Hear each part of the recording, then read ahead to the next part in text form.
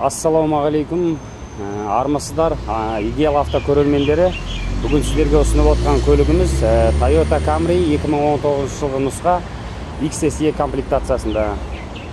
Бұл көлігіміз Америкадан аукционнан алдырылған, келгеніне бір аптадай шамадай болып қалды. Көлік өте жақсы, толығымен өз родной краскасында. Пробегі шамамен 26 000 шақырымдай. Бұл көлікті айтатын болсақ, техникалық жағынан да, комплектация жағынан да өте жоғарғы дәрежеде. Оны ар жағында бейнероликте көре жатарсыздар, Алла қаласа. Бір аптаның шамасында қазақстандық нөмірі шығады. Жасыл дамуға бүкіл құжаттарын жіберіп қойғанбыз.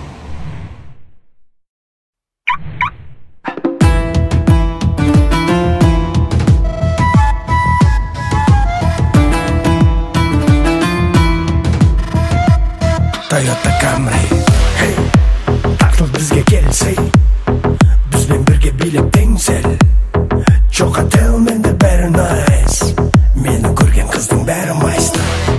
Oh money, money, show biz, бізде орталық пен той біз. Шыныңды айтшы маған не дейсіз, қашан дамиды бізде шоу біз. Жанымда Индира Ганди, қазақ қызы кукла Барби. Көлігімде қосылып тұр әнби, айдағаным Toyota Camry. Жанымда Индира Ганди, қазақ қызы кукла Барби. Көлігімде қосылып тұр әнби, айдағаным Toyota Camry. Бұл Camry. Бұл Toyota нұсқасының SE, LE комплектацияларына қарағанда айырмашылығы алдыңғы және артқы бампері ерекше болып келеді. Яғни спорт комплектациядан сәл ерекшелеу болып келеді. Одан кейін бұлардың мынау фарлары дневные ходовые огни дейді. Дневные ходовые огни плюс LED лампочкалары болады. Ары қарай өтетін болсақ, бұл көліктің астыңғы, мынау қалай айтсам болады, мынау спойлер дейміз ғой, астыңғы мынау. Бұлардың бәрі осы XSE комплектацияларында осындай ерекше болып жүреді. Одан кейінгі келетін жағдай, бұлардың дискілері 19 размер болады. Қазіргі тұрғыда бұның размері 235-40 R19. Өте өзіне әдемі жарасатын дискілер. Мынау есікті ашып жапқан кездегі соған қорғаныс ретінде мынандай заттары жасалған. Бұл салоннан салынатын дүниелер. Арт жағына келетін болсақ та, міне комплектациясы жазылып тұр. Мынау өзінің бір ерекше осындай бір жабыры дейміз ба, қалай айтсақ болады. Сондай бір әдеміленіп жасалған жерлері бар енді бұл бампердің. Асты жағынан да көрсетсек болады, двойной выхлоп, екі жағында да 4 выхлоп. Ол спорттық ерекшелігін білдіріп тұр машиненің.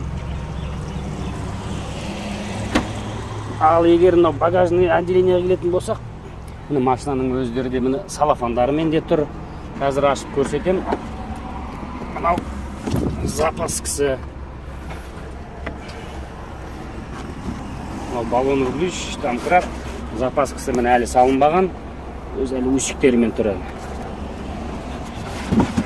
Алушыларға подарок ретінде, сыйлық ретінде японский насос енді өзінің ішінде болған, осы келген өзімен бірге электрический, электрондық. Іш жағына өтетін болсақ, көліктің айырмашылығын айтайын енді. XSE-де подрулевой лепестоктар болады. Одан кейін бұл америкалық комплектацияның ерекшелігі етінде система слежения полос болады. Одан кейін режим столкновения өзі машина тоқтайды. Біреудің артынан соғып алу деген әңгіме жоқ. Машина автомат түрде өзі тоқтайды. Одан кейін адаптивный круиз контроль дегеніміз бар. Ол да қосылады. Режим. Ол тек жүрген газда ғана қосылады. Ары қарай айта берейін. В общем, толық нұсқада осындай функциялар бар бұл көліктің. Багажник ашылатын, мынау бензин құятын. Одан кейінгі тағы бір ерекшеленетіндігі америкалық комплектацияның мынау автоматты түрде дальний ближний свет, яғни алдыңызда келетқан жүргізушілерді сіз көзіне жарық түсірмейсіз. Ол автомат түрде алдыңызда машина келетсе өшеді, машина өтіп кеткеннен кейін қосылады. Сондай функциялары бар. Одан кейін мына жаққа келетін болсақ, электрондық ручник холд, зимний режим, эко, нормал, спорт. 3 түрлі режимде коробкасы жұмыс істейді. Алдыңғы орындықтар жылытумен 3 режимде жылытумен қамтамасыз етілген алдыңғы орындықтар. Одан кейін мынау дисплейға келетін болсақ, ортаңғы дисплейі DVD, MP3 барлық форматта дискілерді оқи береді. Подогрев лобового заднего, боковой 2 зеркаланы подогрев, және климат контроль, двухзонный климат контроль. Одан кейін USB, AUX, одан кейін мынау телефонды зарядкалайтын орнатылған. Оның астына кіретін болсақ, мына кішігірім бардачок. Мына бардачокта да 2 AUX қондырғылары бар, телефонды зарядкалесе болады. Мына жаққа келетін болсақ, жоғарғы жағына. Бұл жерде бізде мынау қазіргі ең қажет болып отқан SOS кнопка. Ол да заводтық тұрғыдан орнатылған, мінекейіңіз бары жасап тұр. Енді машинаның артқы жағын бір түсіріп жіберейік, шолып жіберейік. Арт жағы бұл европейстен айырмашылығы, бұларда артқы подлокотникте ешқандай функция жоқ. Америкалық қандай толық комплектациясы болса да, тек арт жағы бұлардың бос болады енді. Пустышка дейміз ғой біздің тілмен айтқан кезде. Тек стеклоподъемник болды, подогрев болмайды бұларда. Тек 2 дефлектор воздушный артқы пассажирлерге жаңағы жылу ұратын. Жолда тасымалдау барысында сәл баллонның ізі қалып қалыпты, ішіне салған екен контейнерде келетқан кезде. Соны тазалауға қойынды, қол тимей қалды. Ол да 1-2 күннің шамасында шешілетін вопрос, құдай қаласа. Міне Camry деген накладкаларымен бәрі тұр міне. Мынау заводской өзінің меткалар болады, орылған машиналарда, жасалған машиналарда бұндай негізі болмайды. 2 жағында түсіріп өтейік, 2 жағында да өзінің заводской пленкалары тұр. Машина толық тұрғыда өз краскасында толщиномермен келіп қарасаңыздар болады. Ол дәлел ретінде өздеріңіздің келген соң көздеріңіз жетіп жатар. Осы, одан кейін BCM дейді, қасыңыздан озып келеткен машинаны көрсететін сигнал, датчиктер болады боковой зеркалаларында. 19 жыл, 7 ай. Қозғалтқышын бір түсіндіріп өтейін сіздерге.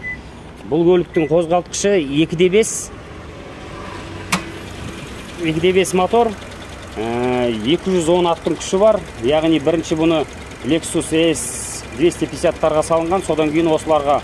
Ол Toyota'ның өзінің бір қағидасы 2.5 моторды шығарып, еске салып, әбден тексерілгеннен кейін барып Camry көлігіне жарайтын түсініп, содан кейін осы көлікке қоя бастады да осы моторды. Неге десеңіз, 210 аттың күші бар, және 8 сатылы автоматтық түрде коробка жұмыс істейді. Екеуі в паре өте жақсы жұмыс істейді.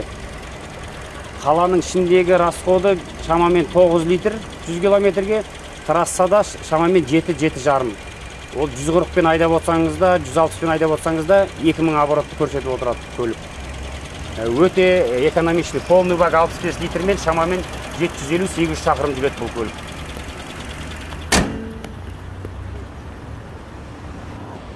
Құрметті идеал авто көрермендері, тағы бір айтып өтетін мән жай, мынау біз неліктен Америкадан келіп жатқан көліктерді сіздерге ұсынып отырмыз.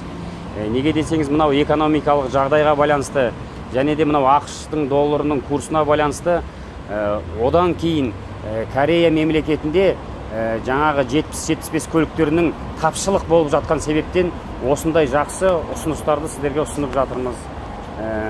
Әрқашанда жаңағы RAV4, 70-75 көлігін, одан кейін басқа да көліктерді офисқа келіп, Ерланға, Диасқа жолығып, заказ бере берсеңіздер болады. Өздеріңіздің ұнаған комплектациясына байланысты ұсыныспен келіп жатарсыздар офисқа.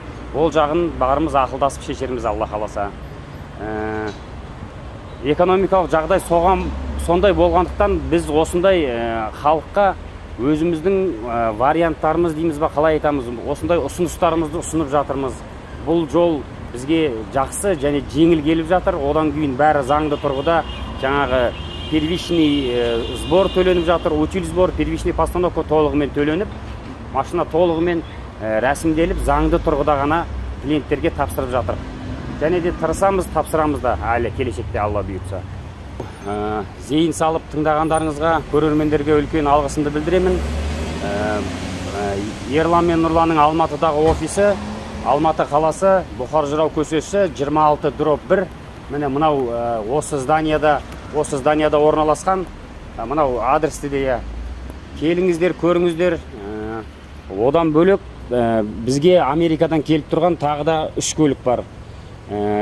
Камридің осы тұрғыда Камридің бірақ комплектациясы LE 20 жылғы бар. Одан кейін LE 2021 жылғы 75-ік модель бар. Оларды да келешекте барлық мынау Instagram, YouTube каналдарына міндетті түрде Ерлан бауырымыз салады, оны көрсетеміз оларды да. Одан кейін Касем көлігі бар, ол да Кореядан келіп тұр. Оның бәрінің толық видео шолуларын міндетті түрде YouTube каналына саламыз, Алла қаласа. Зейін салып тыңдағандарыңызға үлкен рахмет. Аманшылықта кездесейік.